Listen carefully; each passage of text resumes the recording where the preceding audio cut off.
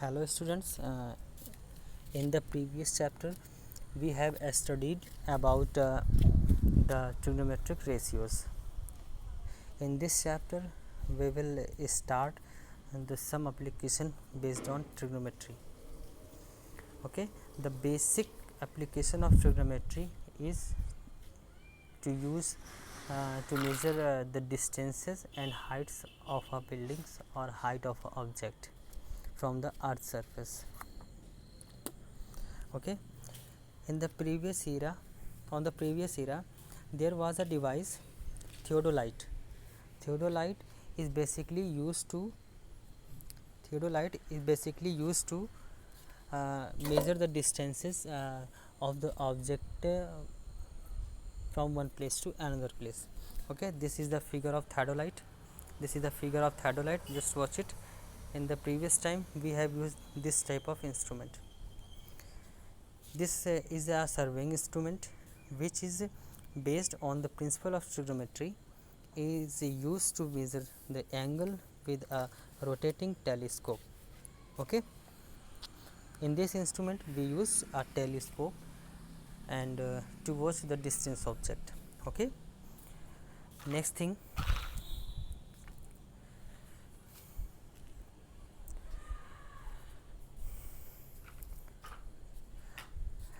the basic application of trigonometry is height and distance. Okay, in the given figure if you will watch it, you are watching a tower. आप एक tower को देख रहे हैं. Tower कहाँ होगा? ज़मीन पर होगा. और यहाँ से कुछ डिस्टेंस ए पॉइंट पर आप खड़े हैं और यहाँ से आप टावर के टॉप को देखते हैं. ठीक, तो आप जिस ऑब्जेक्ट को देख रहे होते हैं उस ऑब्जेक्ट से आपके आँख को मिलाने वाली line, the line joining your eye to the point is called line of sight. इस फिगर में मेंशन कर रखा है लाइन ऑफ साइट. तो ए पॉइंट को अगर आप सी पॉइंट से मैच कराएंगे तो जो लाइन आपको मिलेगी वो लाइन क्या होगी? आपकी line of site. Okay, and here is 2 points A and E. AE is your height. Remember it. आप कौन सी लाइन ऑफ साइट कहेंगे? लाइन ऑफ साइट किसको कहेंगे? आपकी आँख को और जिस ऑब्जेक्ट को आप वॉच कर रहे हैं उस ऑब्जेक्ट को मिलाने वाली लाइन क्या होती है? Line of site. ओके, दूसरी चीज़, इसमें एक टर्म मेंशन कर रखा है इस फिगर में, angle of elevation. Okay, what is the angle of elevation? जब आप किसी ऑब्जेक्ट को देख रहे होते हैं जहाँ पर आप खड़े होंगे, वहाँ से ज़मीन के हॉरिजॉन्टल अगर आप एक लाइन प्लॉट करिए, यहाँ पर आपकी आँख कहाँ है? ए पोजीशन पर. इस ए पोजीशन से अगर आप बी को देखेंगे तो ये जो लाइन आपको ए बी दिख रही है, इस लाइन के और लाइन ऑफ साइट के जो बीच का एंगल है इसको हम क्या कहते हैं? Angle of elevation. ठीक है, तो remember it. What is the angle of elevation? The horizontal line from your eye and line of sight. The angle between the horizontal line and the line of sight is the angle of elevation.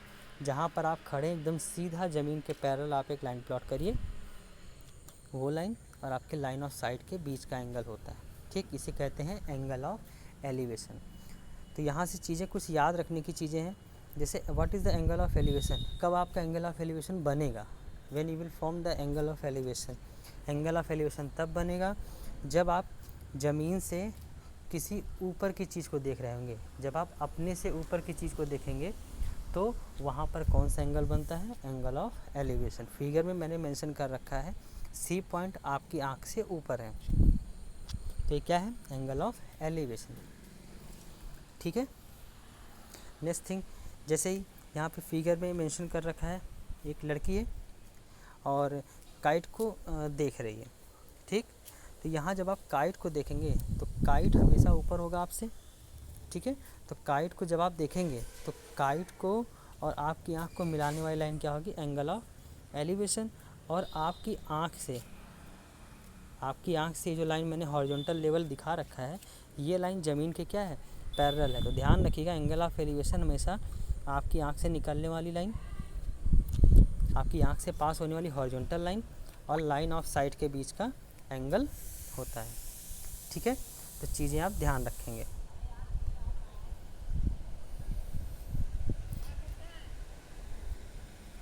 Next thing,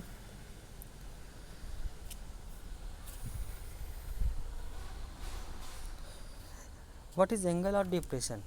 angle of depression कब form होता है? Angle of depression तब form होगा जब आप ऊपर से किसी नीचे की चीज़ को देख रहे होंगे। आप छत पे खड़े होते हैं, आप ज़मीन पे किसी चीज़ को देख रहे होते हैं, तो आपकी लाइन ऑफ साइट कौन सी होगी? यहाँ पर मैंने ऑब्जेक्ट और गर्ल के बीच की एक लाइन प्लॉट कर रखी है, इसे हम क्या कहेंगे? Line of site. और ये जो हॉरिजॉन्टल लाइन मैंने प्लॉट कर रखी है, ये हॉरिजॉन्टल लाइन ज़मीन के हमेशा क्या होगी? पैरेलल होगी। तो लाइन ऑफ साइट और हॉरिजॉन्टल लाइन के बीच का जो एंगल होगा, ये क्या होगा? Angle of depression. तो इस चीज़ का आप विशेष ध्यान रखिएगा। एंगल ऑफ एलिवेशन कब बनेगा? जब आप नीचे से ऊपर की चीज़ को देखेंगे। और एंगल ऑफ डिप्रेशन कब बनेगा? जब आप नीचे की चीज़ को देख रहे होंगे। जब ऑब्जेक्ट आपकी आँख के नीचे के लेवल पर होगा, तो वहाँ पर कौन सा एंगल बनेगा? Angle of depression. तो चीज़ें आप ध्यान रखेंगे, ठीक है ना। इसी पर बेस्ड आपके कुछ क्वेश्चन हो सकते हैं। जैसे मैं पहले क्वेश्चन की अगर बात करूं, the tower standing vertically on the ground. Tower ज़मीन पर वर्टिकली मतलब परपेंडिकुलर है। टावर तो हमेशा सीधा ही ज़मीन के परपेंडिकुलर होता है, ठीक। From a point on the ground, इसी ग्राउंड पर एक पॉइंट है, which is 15 metre away from the feet. Feet मतलब क्या होता है? वो वाला पॉइंट जो ज़मीन के कांटेक्ट में है। टावर पे वो पॉइंट कौन सा यहाँ पर मेंशन कर रखा है? बी मेंशन कर रखा है, ठीक। तो इस क्वेश्चन में देखिए, ध्यान से देखिए क्या कह रहा है। From a point on the ground, ground पर एक पॉइंट है, which is 15 metre away from the foot of the tower. इस टावर के फुट से, फुट कहाँ है? बी। टावर का फुट क्या है? बी। इस बी पॉइंट से 15 मीटर दूर आपका क्या है? एक सी पॉइंट है, ठीक। The angle of elevation of the top of the tower is 60 degree. मतलब क्या है कि यहाँ से सी पॉइंट से जब आप ए पॉइंट को देखेंगे, तो आपका एलिवेशन एंगल बनेगा। क्यों? क्योंकि आप ऊपर की चीज़ को देखेंगे। वो एलिवेशन एंगल कितने डिग्री है? 60 डिग्री है, ठीक है ना। तो आपसे फाइंड करना है, find the height of tower. आपको हाइट ऑफ टावर निकालनी है। टायर की हाइट कितनी फिगर में मेंशन कर रखी है?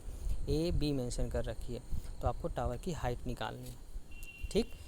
अच्छा, 60 डिग्री है, तो आप देखिए यहाँ पर ए बी सी आपका एक ट्रायंगल बनेगा, ठीक। इस ट्रायंगल में 60 डिग्री एंगल आपको दिख रहा है। 60 डिग्री के सामने की जो साइड होगी वो क्या होगी? परपेंडिकुलर। पिछले चैप्टर में आपको बता चुका हूँ, ठीक। दूसरी चीज़, बेस क्या है आपका? BC है ना।